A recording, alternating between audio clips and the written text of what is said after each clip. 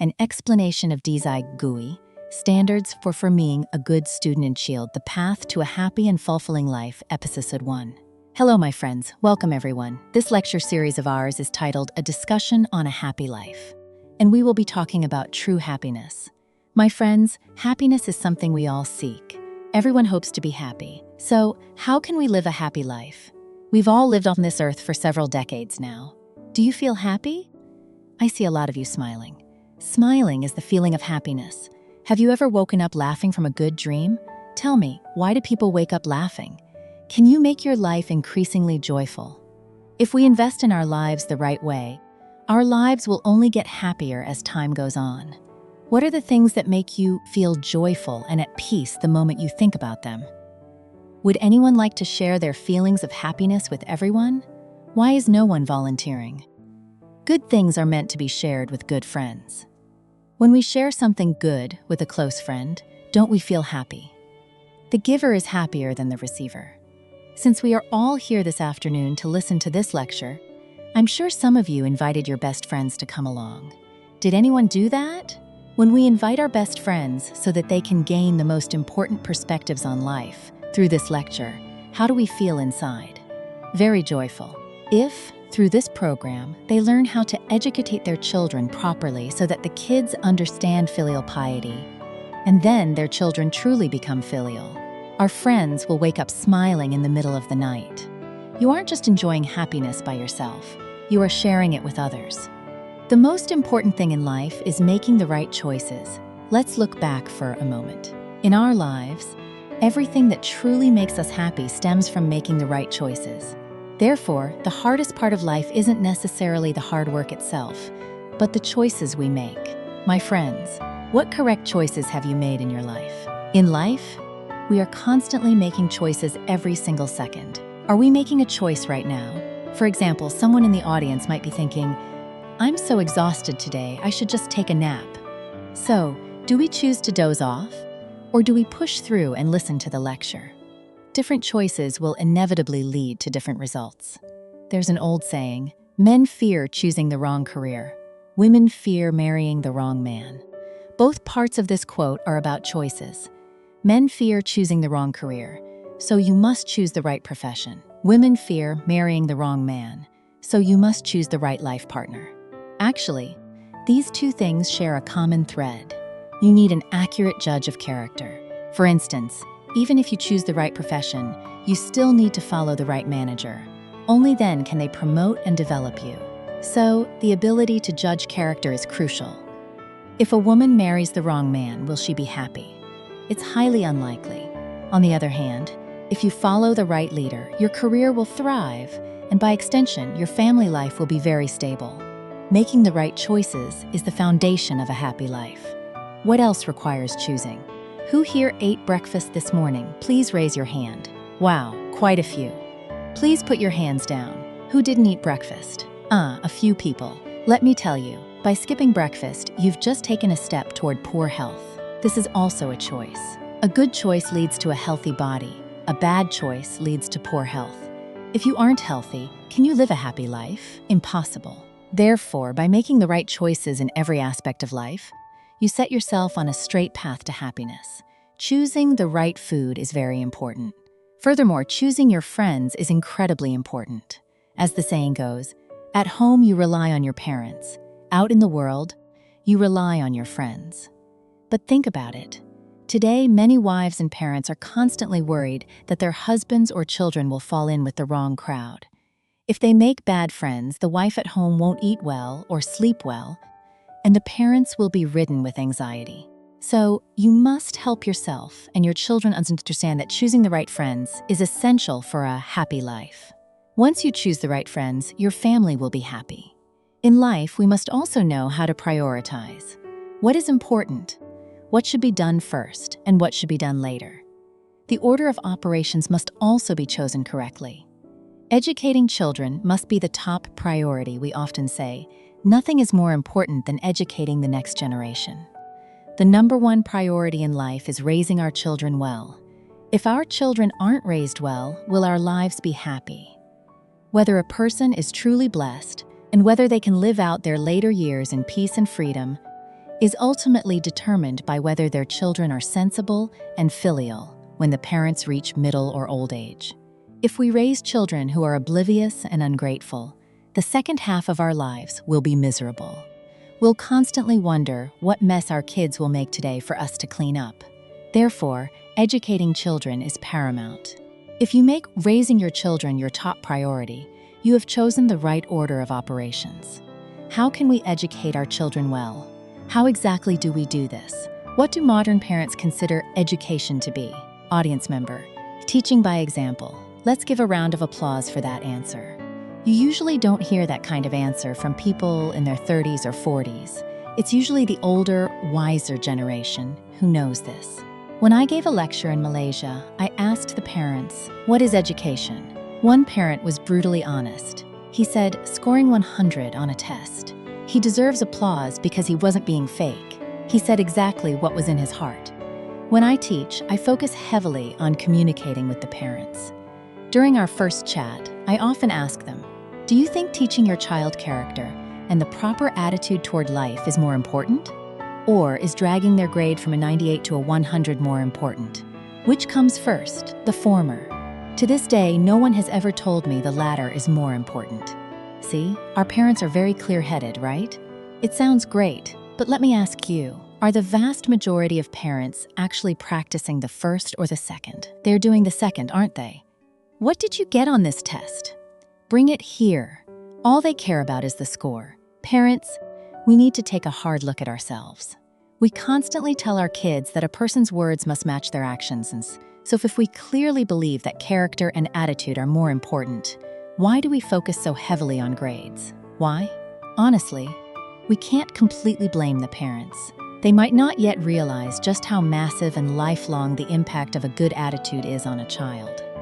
A perfect score of 100, on the other hand, is immediate. You can see it right away, and you can brag about it.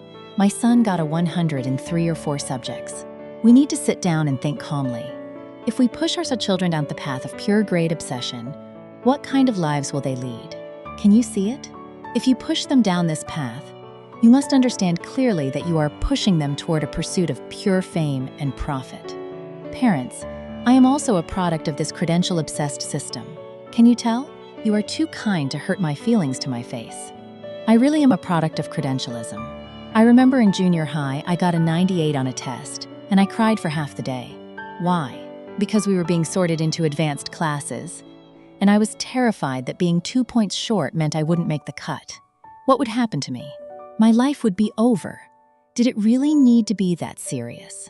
Why did I feel it was so severe? You see, I was just starting junior high, and my anxiety over winning and losing was already that extreme. If a child is constantly terrified of gaining or losing, will they ever be happy? They will constantly worry about this and fret over that. Credentialism trains you to only care about your own score and how to beat everyone else. I should have had the broad-mindedness of the ancient scholar Fan Jingyan, who said, "Worry before the world worries, and rejoice only after the world rejoices." But because of my obsession with grades, all I thought about was defeating others. I remember in high school, whenever tests were handed back, I would immediately scan around to see everyone else's grades. If their scores were higher than mine, I felt incredibly resentful. That petty, narrow-minded face is really ugly. Can a personality like that ever be happy? We need to think about this very carefully. I recall running into a junior high classmate at a store shortly after I graduated college. He had always been the #1 student in our class.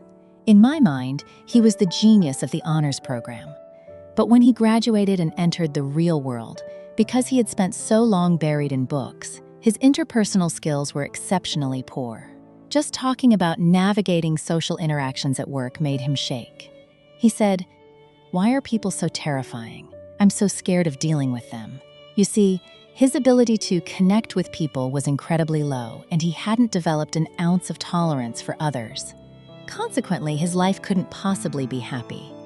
Let's think together. If we push our children down the path of credentialism, they might graduate with PhDs and master's degrees. But let me ask you, which degree bracket currently has the highest unemployment rate? Right now, high school graduates aren't unemployed. Why? Because they are willing to do manual labor, wash dishes, and clean up so they don't stay jobless. Conversely, college grads and post-grads feel that those salaries are beneath them, so they refuse to work. Let me ask everyone, what kind of attitude did that bachelor's or master's degree give the child? The inability to bend down. In life, you must be able to bow your head before you can stand tall. Every year, a massive number of college graduates enter the market, yet many are unemployed, right? Let's think about this. They are all talents nurtured by the educational system for over a decade, but when they graduate, they are unusable. There are so many graduates, but if you have friends who are business owners, corporate managers, or even government directors, try asking them if today's youth are truly talented. What will they say? They'll tell you they can't find any good talent. The education machine keeps churning them out, but businesses find them useless. Imagine a parent telling their child, "You just focus on your tests. You don't need to do any chores around the house. Once you graduate college, I guarantee you'll have a perfect, happy life." Or, "As long as you study hard, everything will be smooth sailing." Has any parent here actually made this guarantee to their child? You're going to be disappointed. It's impossible. It doesn't happen now, and it didn't happen in the past. Today, they might have a college degree, but if they don't know how to conduct themselves or get along with others, even the best opportunities will slip right through their fingers. If you tell your child just to focus on academics and ignore everything else, they will lack one crucial attitude: a sense of responsibility. Only a child with a sense of responsibility will step up to the plate. But if you tell them that studying is all that matters, who are they studying for? Whose face are they looking at? They are studying for their parents' vanity. A truly filial child would never act like that. A filial child studies to put their parents' minds at ease, hoping to give their parents a better life in the future, and thus continuously improves their own abilities and moral character. A child like that will develop brilliantly. The qualities of a successful person, my friends, we need to understand something. The truly successful business owners and entrepreneurs are not necessarily the ones with the highest academic credentials. We need to shift our perspective. If business owners feel they can't find talent, we must ask, what kind of talent do business owners actually need? You don't need to ask a PhD this question. Everyone has the answer in their own heart, because we've all lived long enough to see both successful and failed people. My friends, what qualities do you think a successful person must possess? Anyone want to share? Don't fall for the myth that you need higher education to answer this. Just quiet your mind and the answers will appear. A calm mind breeds wisdom. What qualities do you think are necessary for a successful life? Honesty, a sense of responsibility, humility, trustworthiness, patience. Look at that. We could write a book right now called The Qualities of Success. I'm not kidding. Go to a bookstore, and most books on success are just repeating these exact concepts. We know that a person who fully embodies these qualities is true talent. But let me ask you, are we teaching our children to be honest? Many parents think honesty is important, but then they secretly worry. If they are too honest, won't they get bullied out in the real world? If they are too humble, won't they get walked all over? This lack of faith needs to be addressed. Faith is the foundation. Do you genuinely believe that having these qualities guarantees a successful life? The truth is, business owners have already discovered this reality. For decades, the West has focused on quality control for products. What kind of quality? The quality of goods and merchandise. They call it TQM, Total Quality Management. Management theory has emphasized this for decades. If they make a microphone, they believe that as long as they make a highly competitive microphone, they can sleep soundly at night. The focus was entirely on making a good object, but 10 to 20 years later, problems began to surface. In 1995, the UK's Barings Bank, an institution with over 200 years of history, collapsed entirely because a single employee in Singapore embezzled company funds. That 200-year legacy vanished into thin air. Under the Western mindset, when a problem occurs, what do? You solve it immediately. This is known as a band-aid fix, or treating the symptom. Is treating the symptom a good method? No. It's like your health suddenly failing and getting cancer. Is it easy to treat at that point? No. Eastern wisdom isn't about treating the disease after it happens. It's about preventing the disease before it starts. The West is technologically advanced, but they specialize in treating symptoms. Colon cancer, cut out the colon. Liver cancer, cut out the liver. Once it's cut, is it cured? That specific spot might be fine, but 2 years later, a problem pops up somewhere else. You shouldn't look at cancer cells with hatred because you spoiled those cancer cells into throwing a tantrum. Who spoiled the cancer cells? My friends, we all have cancer cells in our bodies. They only act up because we spoil them, because we spent the last 10 or 15 years destroying our own health. It's actually quite hard to ruin the human body because it is so sophisticated.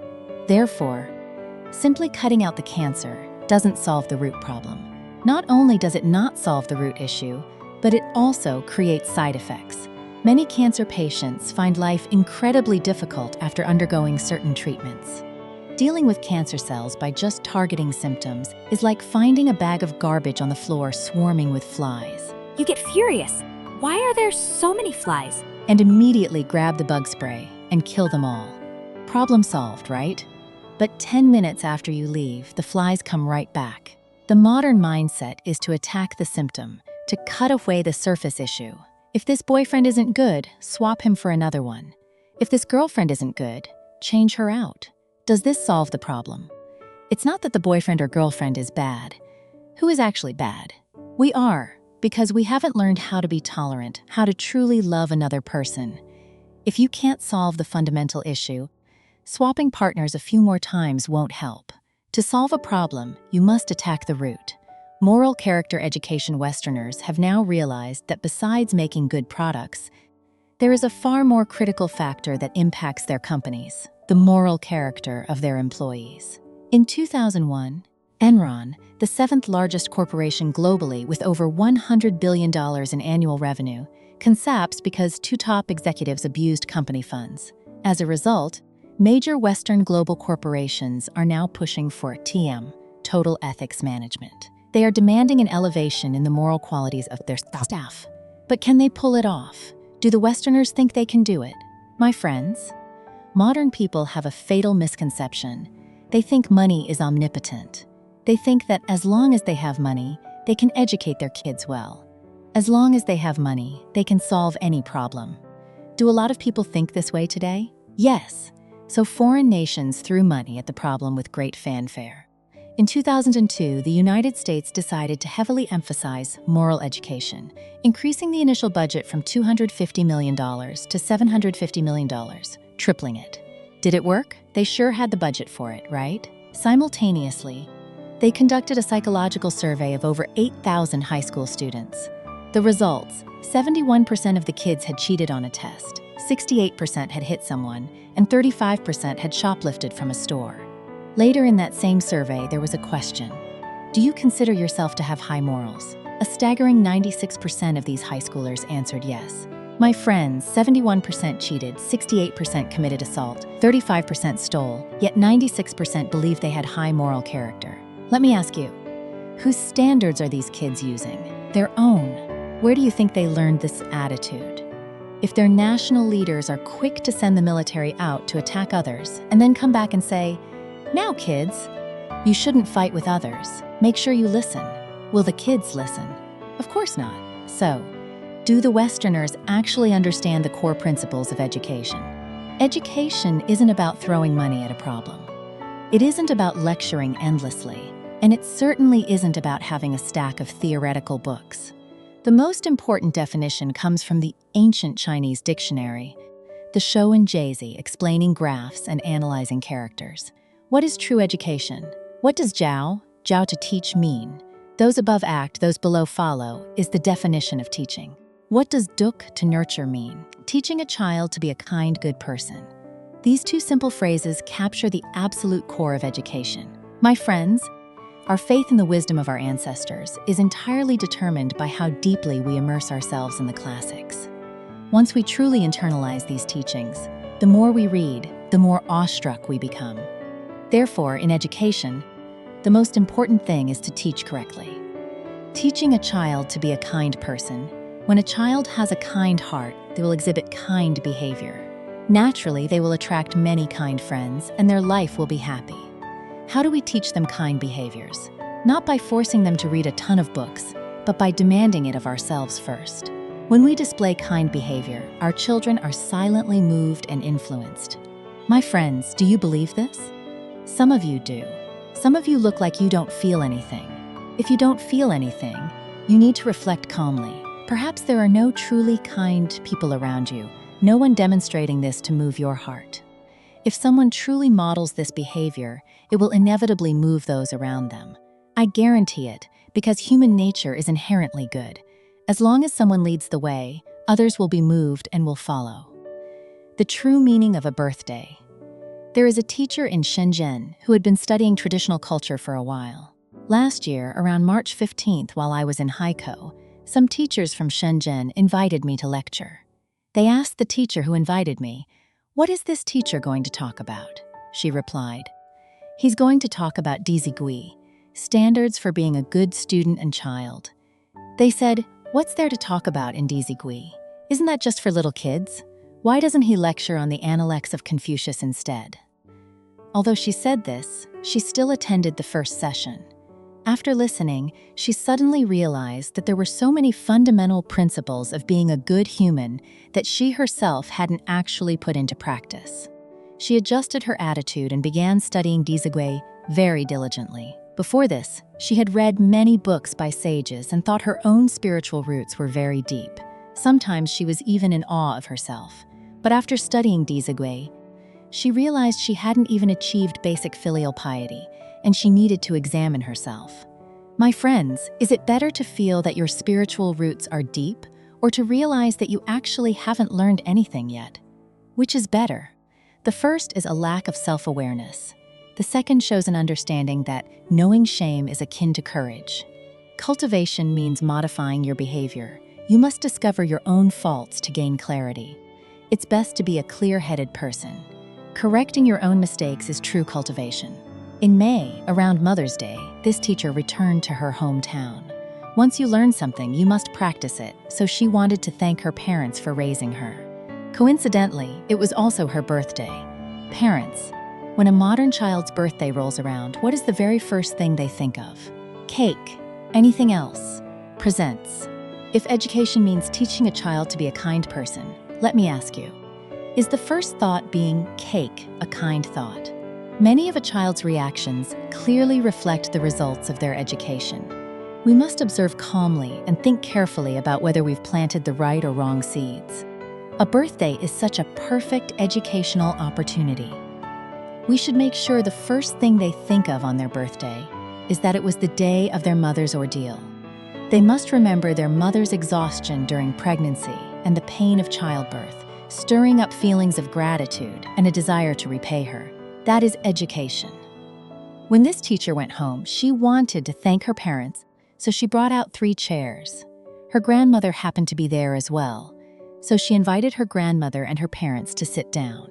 Her mother is quite perceptive and asked, "Daughter, what exactly are you up to?" The teacher said to her mother and her 2 elders, "I have lived for over 30 years and caused you so much worry. I have now begun to study the teachings of the sages. So from today forward, I will be a filial daughter and won't give you reason to worry.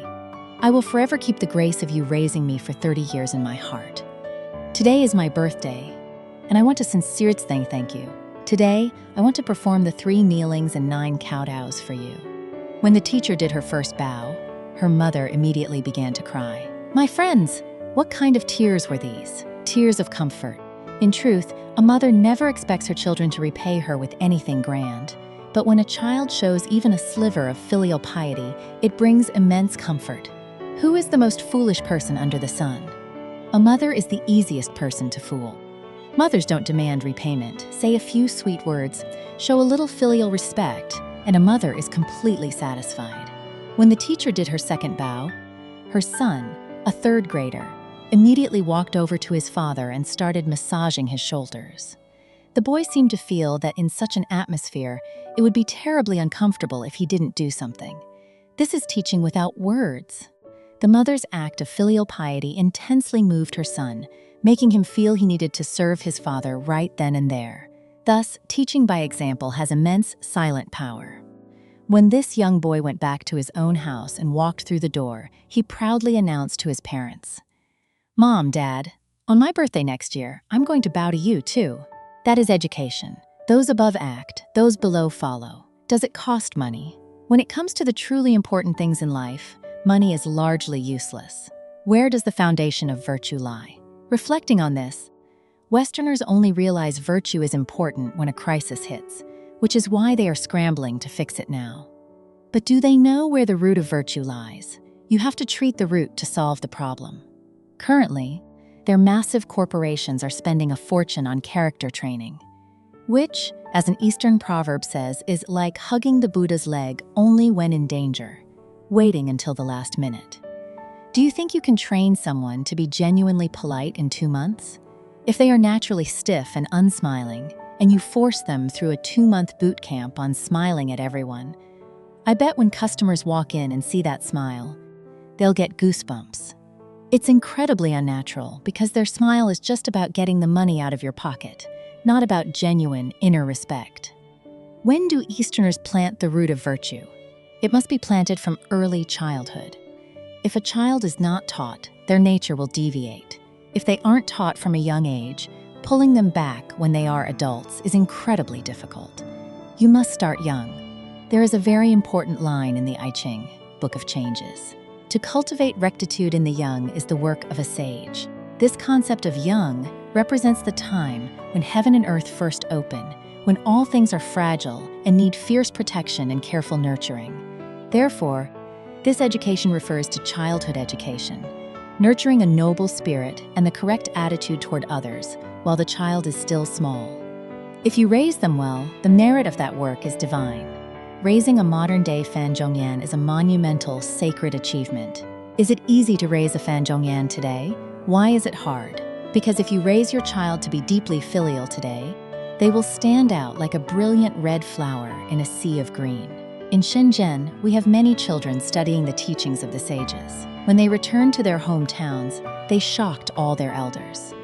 In this day and age, there are still children who bow at a 90-degree angle. The elders were filled with respect and joy. Who knows, maybe they even gave them bigger red envelopes. Once, a child was eating with a group of people. When the food was served, all the adults immediately raised their chopsticks and started grabbing food. Suddenly, they noticed the child bowing his head and reciting something rhythmically. They were about to grab the food, but felt it was odd, so they paused. They waited until the child finished and asked, "What were you just reciting? Why aren't you eating?"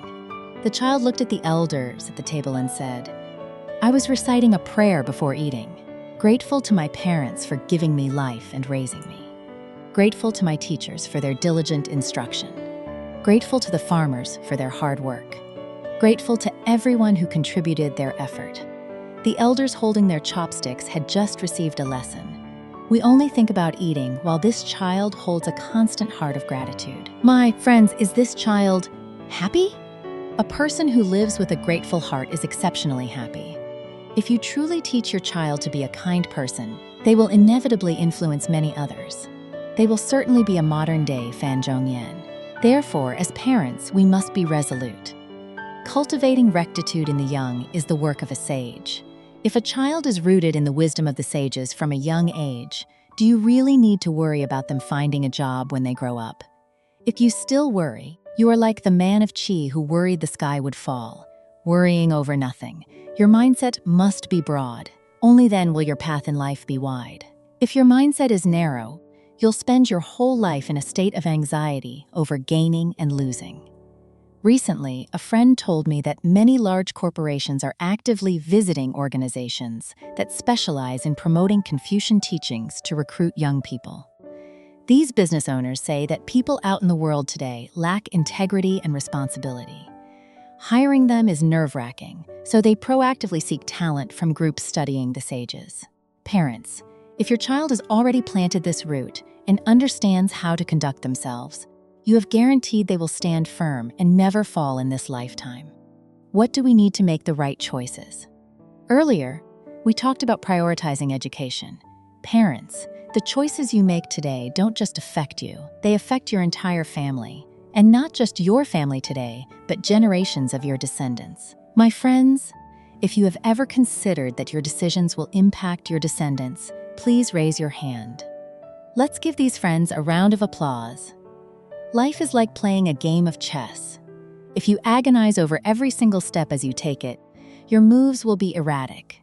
You'll constantly wonder if this move is okay, or if that move is better. But if you play chess with the ability to see 100 or 200 moves ahead, your life will be leisurely, and your children will go higher and further. Therefore, the moment a person realizes their choices impact multiple generations, I believe they will educate their current generation with extreme caution and immense dedication because they are thinking that far ahead. Not many people think this way today. Did our ancestors think this way? Yes, many of them did, which is why our country has more written family precepts than anywhere else in the world. We've heard of Liao Fan's Four Lessons, Jushi's family maxims, the family instructions of Master Yan, and the writings of Zhuge Liang. Many sages and philosophers held this attitude, passing down the wisdom of life. We must recognize how incredibly important our choices are. To make the right choices in life, what do we need to prepare? My grandfather never went to school. He didn't know a single word. He was a fisherman, and all his brothers were fishermen. Not only did his brothers fish, but their kids would start helping them fish before even finishing junior high. How did they feel? Great! My kid is helping me fish. I don't have to work as hard anymore. Was that good? In the short term, it seemed great, right? But my grandfather felt that living a life without education or wisdom was a profound tragedy. So he insisted that no matter how hard things got, his children had to go to school. Because of that specific choice and judgment, in my father's generation of 5 children, there was 1 PhD, 3 college grads, and 1 high school grad. By my generation, all of us have at least a college degree, and there are 2 PhDs. This is all due to my grandfather's choice. By the way, in my generation, I have the lowest academic degree, and I'm also the shortest. So, as the elders of your family, you must be extremely cautious in your choices and judgments. Episode 2. We must have accurate judgment to make the right choices. Is a person born with the ability to judge? No. It is through learning that a person develops judgment and the ability to choose correctly. This judgment relies on reason and wisdom. Without wisdom and reason, we act purely on emotion. As the saying goes, regret comes too late. Regret is the lingering pain of having made the wrong choice, the wrong judgment. So, when does a person need to acquire reason? How long do they have to study for it? Live until you're old, learn until you're old. But we must establish this rational foundation as early as possible so that we can make the right major life choices. What kind of books should we read? Let me ask, where do we learn this rationality? Many people today read tons of books. Are they rational? Today, there is an illness called depression. Many depressed people read a lot of books, but the more they read, the more... What?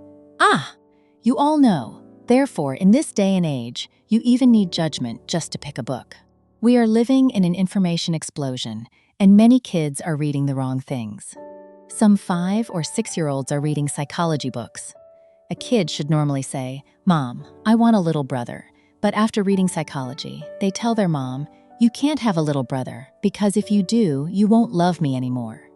Is reading good? When you leave here today, don't go saying, "Teacher Kai said reading isn't good." You have to finish the sentence. Reading the right books is good. Reading the wrong books is solution. My friends, dropping a single drop of ink into a glass of clear water takes 1 second. But let me ask you, how many seconds will it take to return that water to its original purity? It might take 10 times, 100 times as long. Similarly, if a child's mind is polluted, we will have to spend an enormous amount of time purifying it. I often chat with colleagues who say, "Those variety shows are hilarious. They have me rolling on the floor laughing." I tell them, "You see the hosts digging into people's private lives and mocking them. Do you think that's right?" They reply, "Of course not, and yet you find it hilarious." When you sit there laughing, your kids beside you laugh along. Do they know right from wrong? They just see their parents enjoying it, so they think it's the right way to act. Unwittingly, children are influenced by what they see and hear. They start speaking disrespectfully to others, their tone becomes manipulative, and they joke around inappropriately. By the time you realize they have no boundaries and try to rein them in, it will be exhausting. Television is like this, and so are books. Recently, a book called Rich Dad, Poor Dad became a massive bestseller. I'm sure some of you have read it. One parent was thrilled after reading and ran to tell me, "Teacher Kai, this book works like magic. It turned my lazy daughter into a hard worker in an instant." Did this quick fix actually work? It did. She told her daughter, "Honey, if you mop the floor, I'll give you $2. Hang the laundry, $2. Wash the dishes, $3. Her originally lazy daughter suddenly transformed into a fearless worker, eager to tackle any chore. But does it really work? Quick fixes always show immediate results. When you catch a cold and get a shot or take medicine, you feel the effects in 5 or 10 minutes. But is it a true cure? Modern people love quick fixes, which is why so many fall prey to charlatans. A couple might have had a terrible marriage for 20 years, and someone tells them, "Just burn some joss paper and do this specific ritual, and I guarantee your marriage will instantly improve."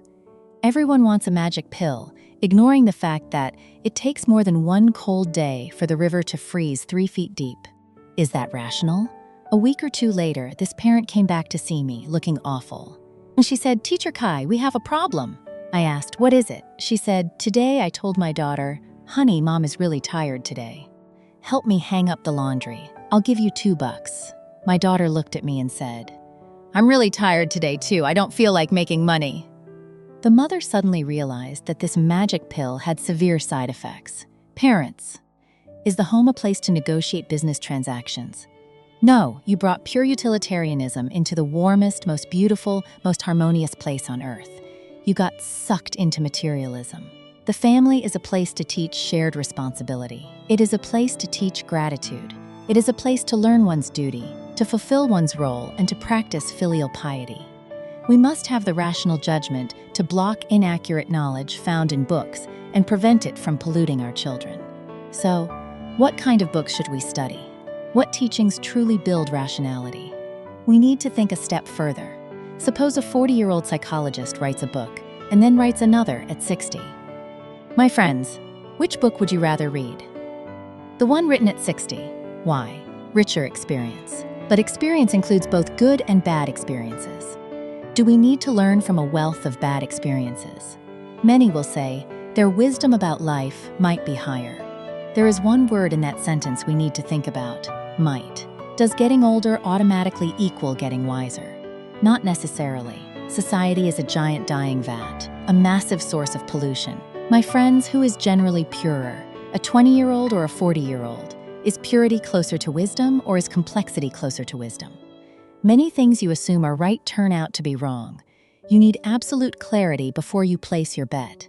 If you bet wrong, you might not get a chance for a do-over in this life. So you must be extremely cautious. If you believe they might be right and entrust your life, or worse, your children's future happiness, to them, that is incredibly dangerous. You can't just believe someone because they say something, because their words haven't been proven as wisdom. They haven't been proven as truth. Our cultural heritage has been tested and proven by humanity over thousands of years. What it teaches is absolute truth. The wisdom of the sages transcends time and space. Look at it, 4,000 or 5,000 years ago, being a good human required filial piety. 4,000 or 5,000 years later, do we still need it? Desperately. Thus, it transcends time. We know we need it, but what about foreigners? Let me ask you, how do Westerners react when they hear about educating people in filial piety? Human nature is inherently good. When they hear it, they are overjoyed. We started a DZG class in Australia because we come from a culture of etiquette. We had our guests sit in the front while we sat in the back. Many lines in DZG are based on the virtues of ancient sages. For example, in the morning, greet your parents. In the evening, make sure they rest well, which King Wen of Zhou practiced. Or warm their bed in winter, cool it in summer, which Huangshang of the Eastern Han dynasty practiced. So whenever we explained these verses, we told these historical stories. Sitting in the back, we saw the native Australians nodding vigorously. We were so curious, what were they thinking while they were nodding? After class, we sat down to chat, and our Australian friends said, "This is how a person should be. This is what it means to be human. You see, filial piety transcends time and space. This truth is worth dedicating our short lives to pursuing and absorbing deeply. Choosing our mindset is the most important thing. When we are truly rational, we will make the right choices. My friends, among all choices, there is one that is the most critical: choosing your mindset, choosing your ideology. My friends, what state is your mindset in right now? Why is mindset so important? Thought dictates action. Action forms habits. Habits build character. And character determines a person's destiny.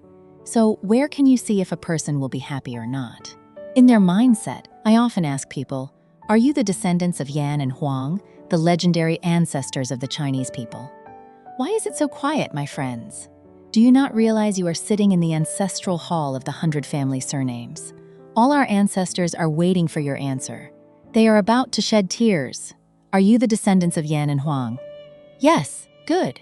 If a child with Chinese parents grows up in America, we can guarantee that their blood is purely Chinese. But what about their mindset? So, is bloodline more important, or is mindset? Bloodline doesn't dictate your entire life, but your mindset influences your every word and action. As human beings, we must focus on the substance, not just the form. Let's examine ourselves for a moment. Is our mindset that of the descendants of Yan and Huang, or someone else's? My friends, do you have the answer in your hearts? In today's society, we clearly see constant conflict between people. Is there conflict between fathers and sons today? Yes. Open a newspaper and you see fathers and sons fighting, brothers fighting, and courthouses being built bigger and bigger. Why? Because conflicts are increasing so fast they can't process them, so they have to build bigger courts. Divorce rates keep climbing. People clash with people. Groups attack and criticize other groups. What about nations? If you open the paper today and don't see news of war, you feel relieved. Almost every day, there is a war somewhere. My friends, these conflicts are the results.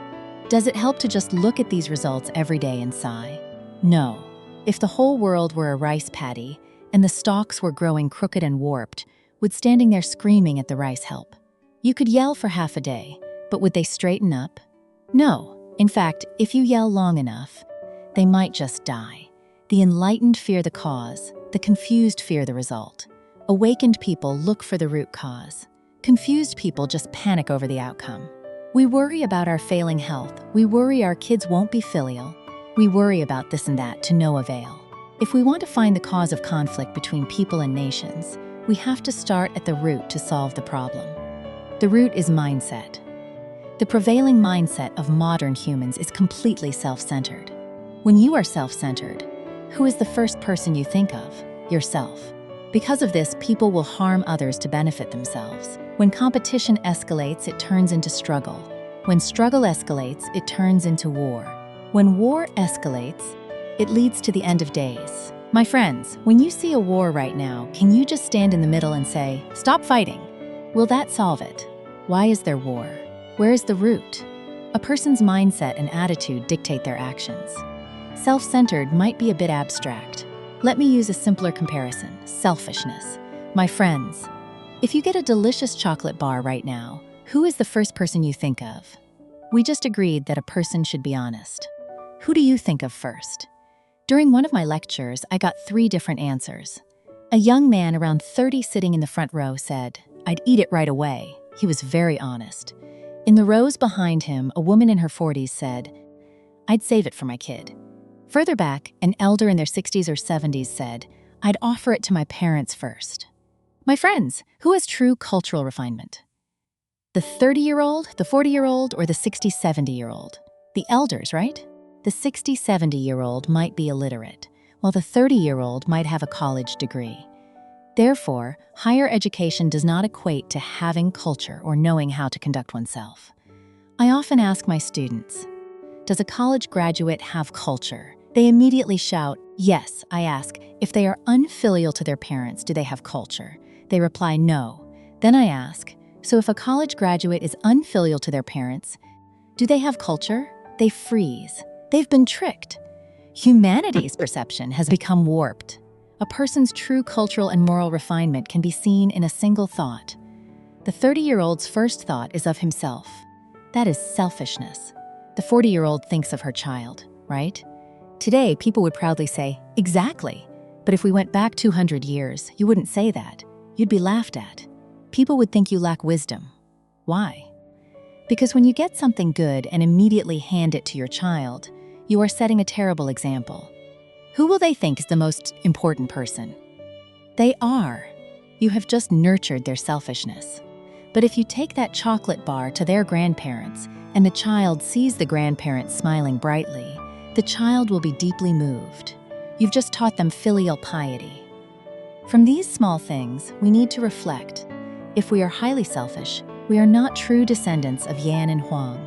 Heavy selfishness is the result of being influenced by capitalism and materialism. My friends, what percentage of people today are infected by materialism? The number keeps growing. Should we let it keep growing? If it does, this tragedy will keep playing out.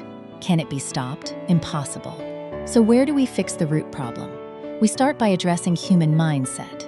We often say, war might not happen where I live, and I probably won't live to see the apocalypse. How do most people picture the apocalypse? They think it means a few nuclear bombs going off and the earth being destroyed. In truth, as the saying goes, a living death is worse than dying. What kind of life makes you feel like you're dead while still breathing? Have you ever experienced this? It seems you haven't. You are all very blessed. Many people have children out in the world causing chaos and committing crimes. The parents live in constant terror every single day. Truly a living death. Absolute agony. Once morality collapses entirely, the apocalypse has truly arrived. In Sichuan, China, there was a 13-year-old boy who cooked dinner for his parents. After eating, his father dropped dead. The family was very poor and couldn't afford an autopsy, so they just buried him. A while later, he cooked for his mother, and after eating, she died too. She was buried next to the father. After the funeral, the boy immediately, without a shred of patience, dumped the remaining rice and food into the trash. His aunt saw this and grew suspicious. Why does this child have zero respect for his parents?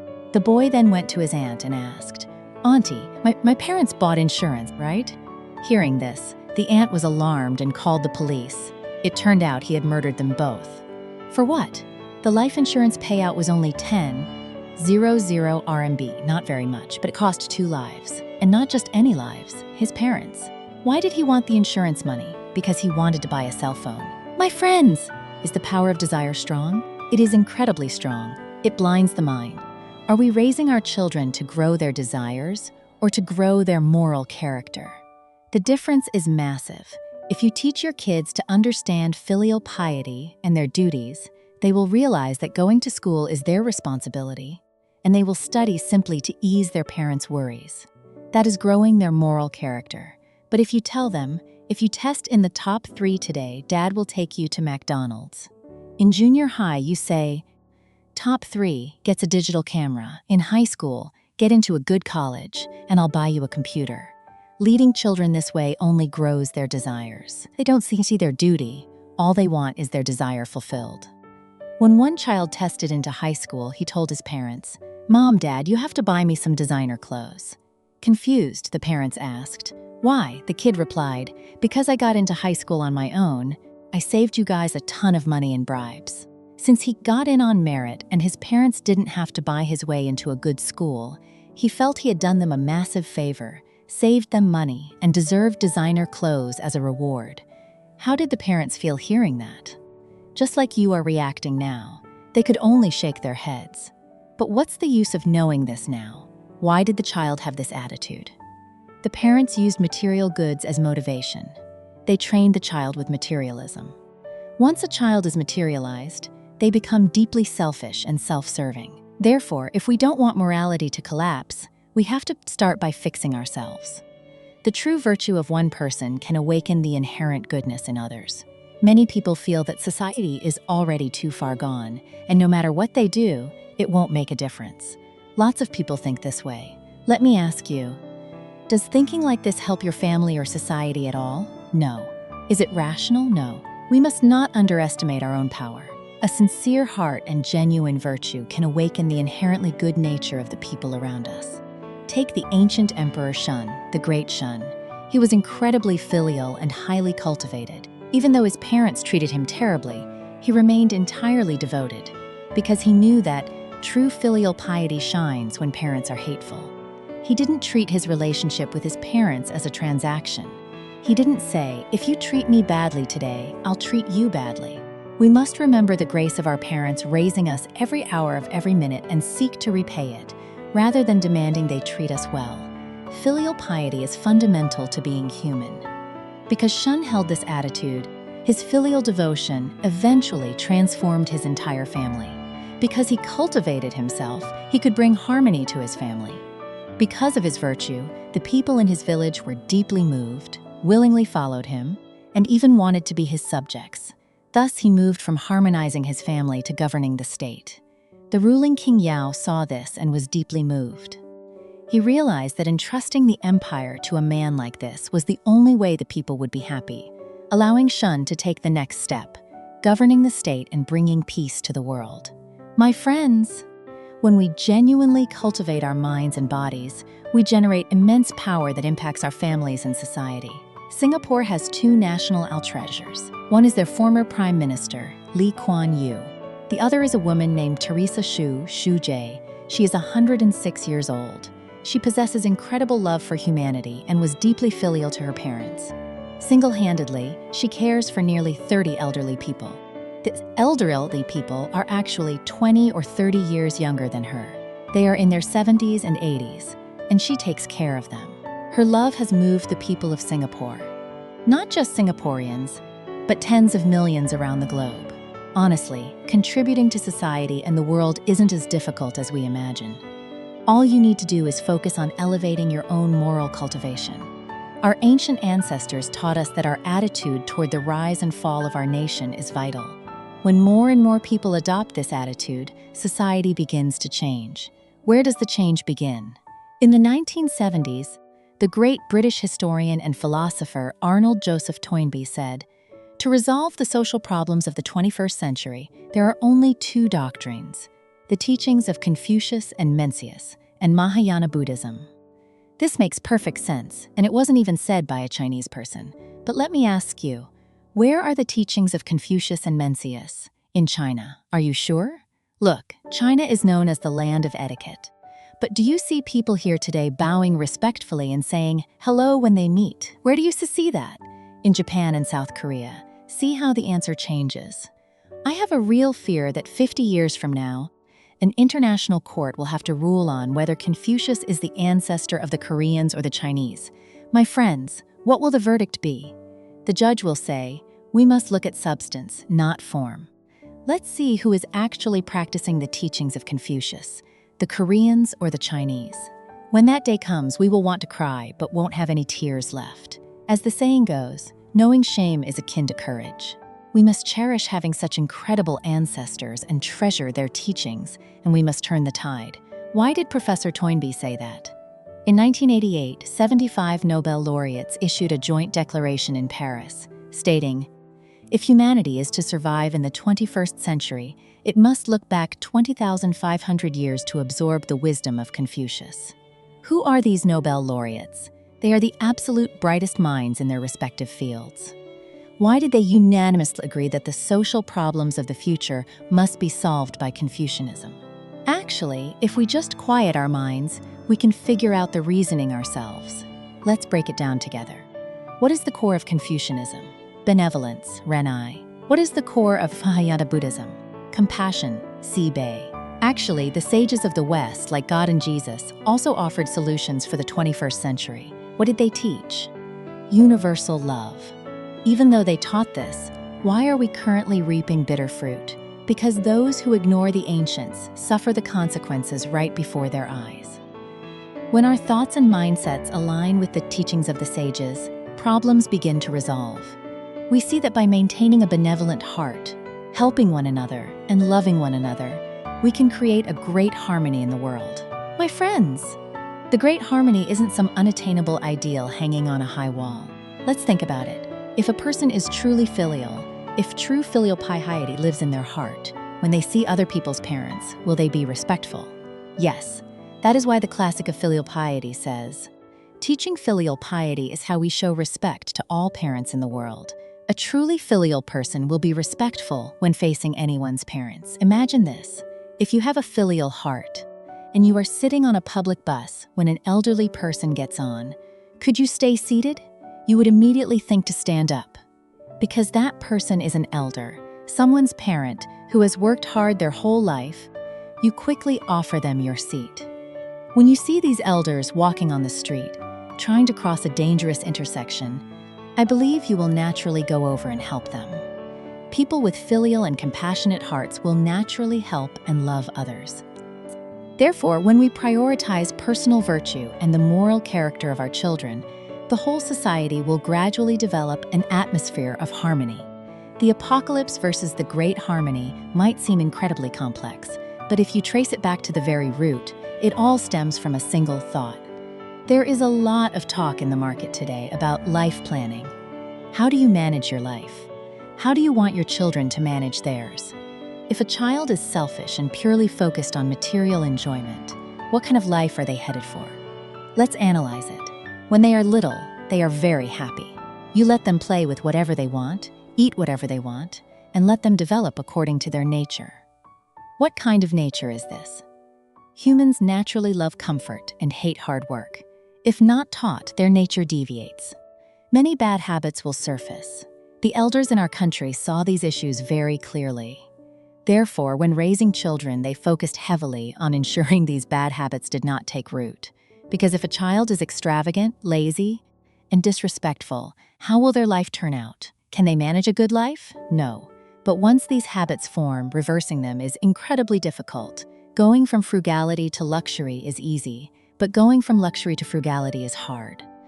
If you make them perfectly happy when they are young, giving them whatever they want, once they get used to spending money, it's very hard to fix. Today, there are teenagers in their teens and 20s who haven't even entered the workforce, yet they spend more money than people who are actually earning it. They carry multiple credit cards.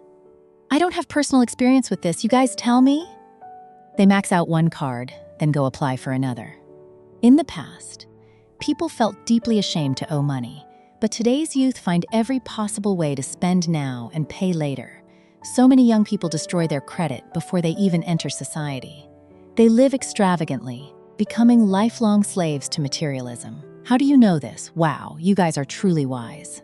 Their goal in working hard isn't to be filial to their parents or take care of their wives and children.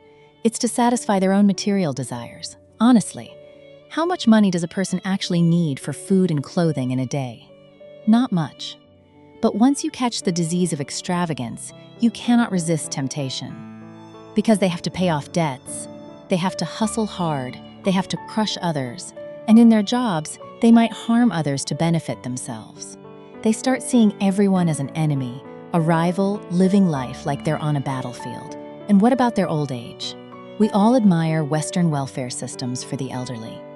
But we must realize that while these seniors aren't worried about food or shelter, their spiritual lives are incredibly barren.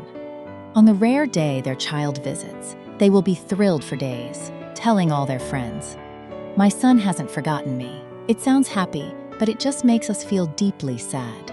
When does a truly blessed person enjoy their blessings? In their old age. If your spiritual life is that impoverished in your golden years, you will not feel happy. So, what is the correct way to plan your life? Accumulating blessings. From a young age, let's look at this. If a child develops a kind heart from a young age, they are already accumulating and building up blessings for themselves. You must accumulate and build blessings from childhood. When you are young, you must have virtue and wisdom. Thus, you must create blessings. You will then enjoy those blessings in your old age. That is true blessing. Don't think, they are so young, what kind of blessings can they build?